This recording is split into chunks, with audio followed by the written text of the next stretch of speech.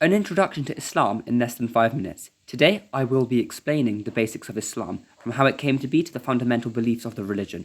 Okay, starting off in Old Arabia in 610 CE, where it was on the Mount Hira, where the Quran was revealed by the angel Gabriel, or Jibril, to Muhammad, peace and blessings be upon him, when he was commanded to start reciting the Quran. According to Islam, the Quran is the literal word of God, sent down to guide mankind. For it says in the Quran, "Indeed we sent down to you the book for the people in truth, so whoever is guided, it is for the benefit of his soul." Quran 39:41. As surreal as this was, strangely enough, this startled him, but with the love and support of his wife Khadija and his companions, he eventually accepted the title of prophet. Muhammad, peace and blessings be upon him, was the final messenger of God, being a prophet like Abraham, Moses, and even Jesus. May peace and blessings be upon them all. Yes, Muslims love Jesus too.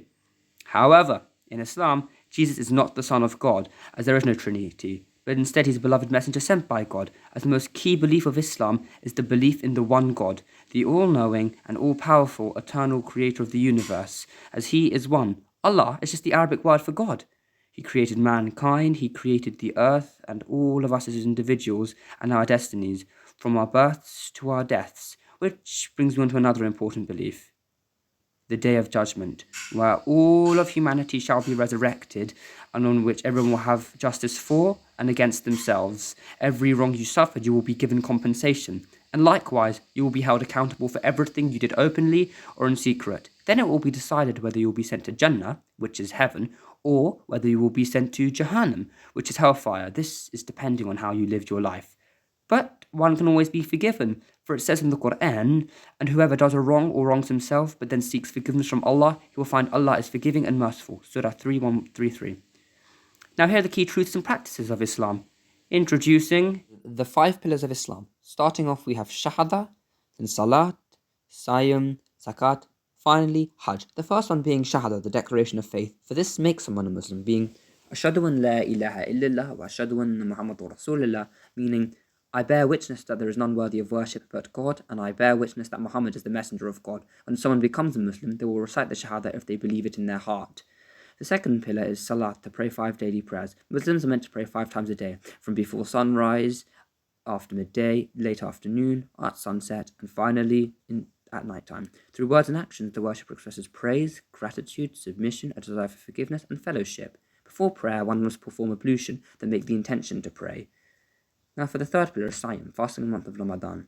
Fasting is when Muslims won't eat or drink between dawn and sunset during the month of Ramadan.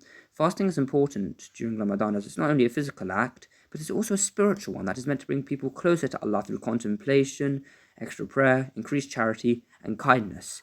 At sundown after the fast, Muslims will open it with dates and water before eating a wonderful feast-like meal, and then finally going to pray the congregational night prayer, Tarawih.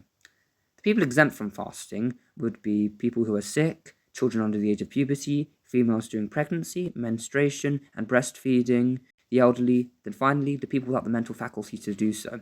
Now for the fourth pillar of Islam is Zakat, to give charity. In Islam, it is obligatory for a Muslim to give charity to those in need of ease, if they can afford it. Zakat purifies and blesses the wealth of those who give Zakat. Now for the fifth pillar is Hajj, pilgrimage. At one point in a Muslim's life, they must go on to do the pilgrimage in Mecca.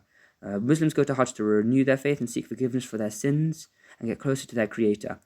Those were the 5 pillars of Islam. Finally, being a Muslim means being part of a family of 2 billion people of all different races and nationalities. The Prophet Muhammad, peace and blessings be upon him, said, "There is no superiority of an Arab over a non-Arab or of a non-Arab over an Arab, and no superiority of a white person over a black person or of a black person over a white person, except on the basis of personal piety and righteousness." Thank you all so much for watching. I hope you enjoyed that video. See you next time. May peace be with you.